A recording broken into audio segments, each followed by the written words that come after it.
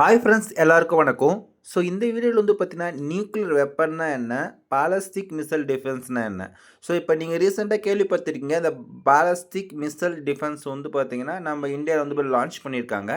So இந்த nuclear வெப்பனுக்கும் இதுக்கும் என்ன டிஃப்ரெண்ட், ஸோ அதை பற்றின வீடியோ தான் இது. சரி வாங்க நம்ம வீடியோக்குள்ளே போகலாம். ஸோ நியூக்ளியர் வெப்பனுடைய பர்பஸ் பார்ப்போம். ஸோ நியூக்ளியர் வெப்பனுடைய பர்பஸ் என்னென்னா எனிமி கண்ட்ரினுடைய இடத்த வந்து பார்த்திங்கன்னா ஸோ ஒரு பெரிய டேமேஜ், ஒரு பெரிய வந்து பார்த்திங்கன்னா அவங்களுக்கு சேதத்தை ஏற்படுத்தி ஸோ அவங்களுக்கு வந்து பார்த்திங்கன்னா ஒரு பெரிய நஷ்டத்தை வந்து பார்த்திங்கன்னா கொடுத்து தான் அந்த நியூக்ளியர் வெப்பனை வந்து பார்த்திங்கன்னா ஸோ யூஸ் பண்ணுறாங்க. இந்த பிஎம்டி எதுக்காகனா அந்த நியூக்ளியர் வெப்பனை எதிர் கண்ட்ரிலேருந்து எனிமி கண்ட்ரிலேருந்து நீங்கள் லான்ச் பண்ணப்போ அதை வந்து பார்த்திங்கன்னா ரேடார் மூலயமா டிடெக்ட் ஆகிட்டு அந்த நியூக்ளியர் வெப்பனை வந்து பார்த்திங்கன்னா ஸ்கையிலே வந்து பார்த்திங்கன்னா எதிர்கொள்ளக்கூடிய திறனை வந்து பார்த்திங்கன்னா அங்கே அதாவது ஸ்கைலே வந்து பார்த்திங்கன்னா பிளாஸ்ட் பண்ணிடும்.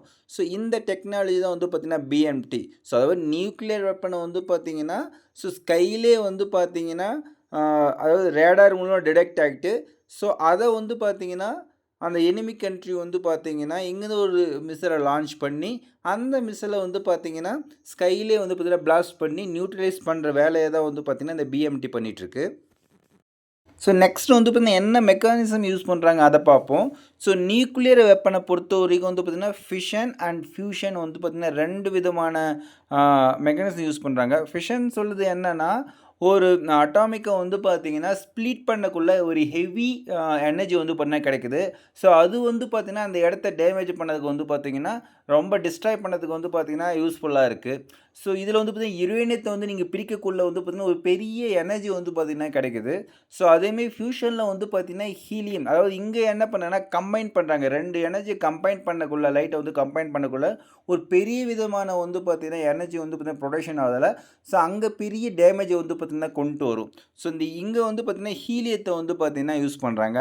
அதேமாரி வந்து பாலஸ்டிக் மிசைல் டிஃபென்ஸில் வந்து பார்த்திங்கன்னா ஃபஸ்ட்டு எனிமி கண்ட்ரிலேருந்து வரக்கூடிய நியூக்ளியர் மிசைலை வந்து பார்த்திங்கன்னா ரேடார் மூலமாக டிடெக்ட் ஆகிட்டு ஸோ செகண்டு வந்து பார்த்திங்கன்னா எவ்வளோ டிஸ்டன்ஸில் வருது அதை கண்டுபிடிச்சி ஸோ அதுக்கேற்ற மாதிரி இந்த கண்ட்ரிலேருந்து என்ன பண்ணுவாங்கன்னா ஒரு மிசைலை லான்ச் பண்ணி ஸ்கைலே வந்து பார்த்திங்கன்னா அதை நியூட்ரலைஸ் பண்ணிவிடுவாங்க. ஸோ இதுதான் வந்து பார்த்திங்கன்னா பிஎம்டியில் வந்து பார்த்திங்கன்னா அந்த ரெண்டு விதமான மெக்கானிசம் வந்து பார்த்திங்கன்னா யூஸ் பண்ணிகிட்ருக்காங்க.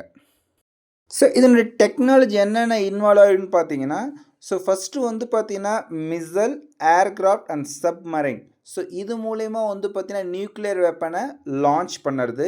ஸோ என்னென்ன டைப்பான நியூக்ளியர் வெப்பன்ஸ் இருக்குதுன்னு பார்த்தீங்கன்னா ஸோ ஒன்று வந்து பார்த்திங்கன்னா அட்டாமிக் பாம்ஸ் இருக்குது, நெக்ஸ்ட்டு ஹைட்ரஜன் பாம்ஸ் இருக்குது.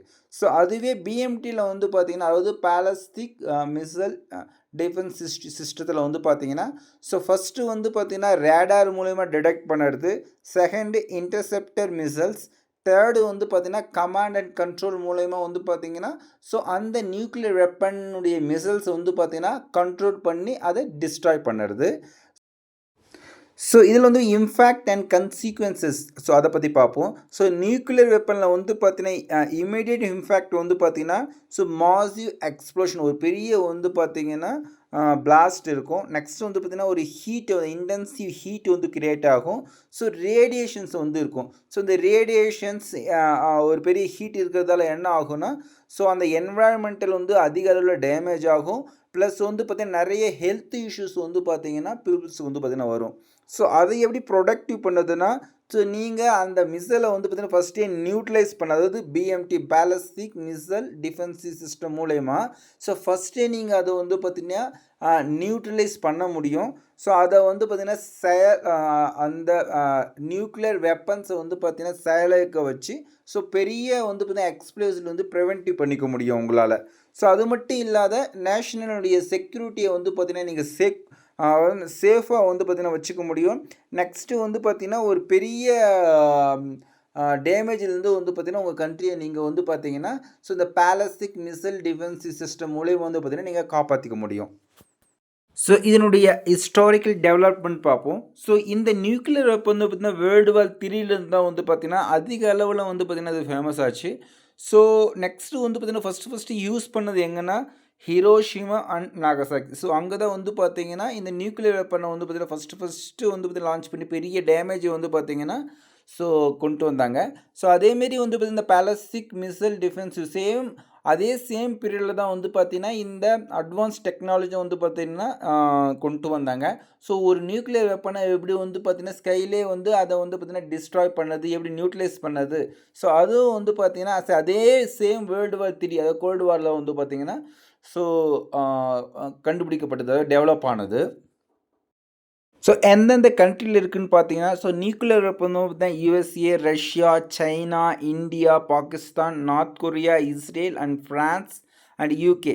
ஸோ இந்த கண்ட்ரிலாம் வந்து பார்த்தீங்கன்னா, இந்த நியூக்ளியர் வெப்பன்ஸ் வந்து பார்த்தீங்கன்னா வச்சுருக்காங்க.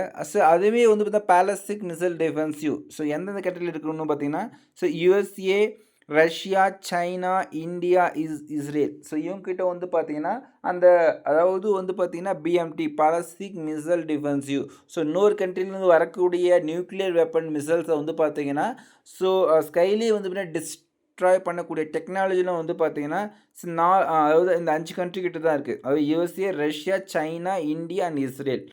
ஸோ கன்க்ளூஷன் வந்து பார்த்தீங்கன்னா, நியூக்ளியர் வெப்பன் சொல்லுறது எனிமியினுடைய கண்ட்ரியை வந்து பார்த்தீங்கன்னா, பெரிய அளவில் டிஸ்ட்ராய் பண்ணது, டேமேஜ் பண்ணது வந்து பார்த்தீங்கன்னா யூஸ் பண்ணிட்டு இருக்காங்க.